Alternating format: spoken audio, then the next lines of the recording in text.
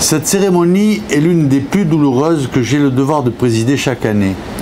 Avec la célébration de l'armistice du 11 novembre, nul événement historique que la République nous commande d'honorer ne supporte autant le poids des larmes, du regret et de l'amertume.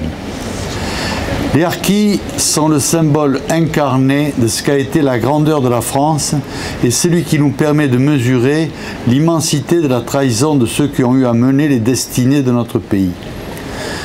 Oui, la France a été cette nation capable d'agréger à elle d'autres peuples, de susciter leur adhésion, leur amour, et ce, souvent, jusqu'au sacrifice suprême. D'aucuns, excités par les puissances ennemies et les idéologies anti-françaises qui mélangeaient déjà marxisme et islamisme, voulaient chasser celles qui étaient présentées comme la puissance coloniale au nid. D'autres ont fait le choix sacrificiel de choisir pour patrie la France, sa culture et sa civilisation. Ils avaient souvent versé leur sang pour elle pendant les campagnes d'Italie et de France, mais aussi au cours de la guerre d'Algérie, prenant tous les risques inhérents face au terrorisme et à l'esprit de vengeance. Qu'ont-ils reçu en retour?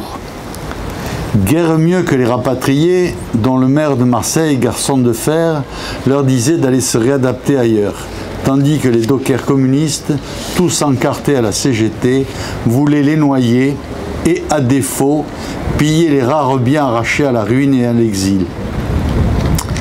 Les autorités républicaines d'alors, après avoir refusé d'embarquer les harkis par air et par mer, les ont pour la plupart parqués dans des camps de transit et des hameaux de forestage, et ce pour 2, 5, 8 ou parfois même 15 ans. Des enfants sont nés dans ces camps ou ces hameaux, loin des regards indiscrets et de la honte nationale que tentaient de réparer quelques soldats d'honneur. Les mêmes qui avaient permis l'évacuation depuis l'Algérie sont ceux qui se sont employés une fois en métropole à remuer ciel et terre pour permettre à ces familles de pouvoir s'installer dans des conditions décentes. Orange n'a jamais oublié cette page récente de notre histoire.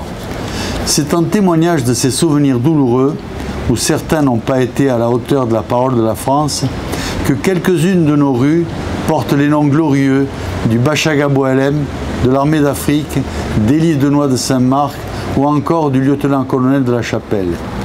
Le point commun de ces grands hommes, de ces combattants qui ont placé l'honneur avant l'ordre d'infamie est l'esprit de fidélité.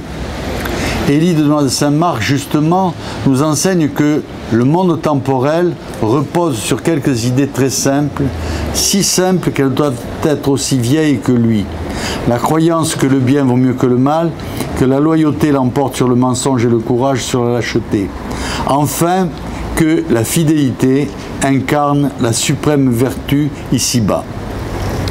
Le déporté de Buchenwald se souviendra dans les brumes matinales du camp de Zeralda de sa blessure jaune du moment où il avait dû, sur ordre du haut commandement, taper à coups de crosse sur les doigts des villageois du peuple Tho en Indochine pour les empêcher de partir avec l'armée française.